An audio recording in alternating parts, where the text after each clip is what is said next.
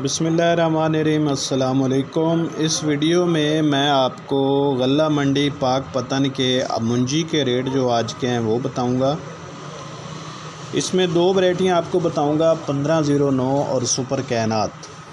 जो 1509 है, गल्ला मंडी पाक पतन में जो गीला माल है वो 3200 से लेकर 3400 तक सेल हो रहा है।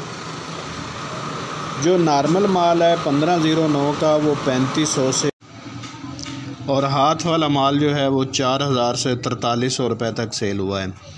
जो सुपर कैनात है, सुपर इंडिया गल्ला मंडी पाक पतन में आज की तारीख़ में जो गीला माल है, नॉर्मल माल है, वो 3500 से 4000 तक सेल हुआ है। और जो हाथ वाला माल, खुशक माल, साफ़ सुथरा माल है, वो 4100 से लेके 4300 तक सेल हुआ है।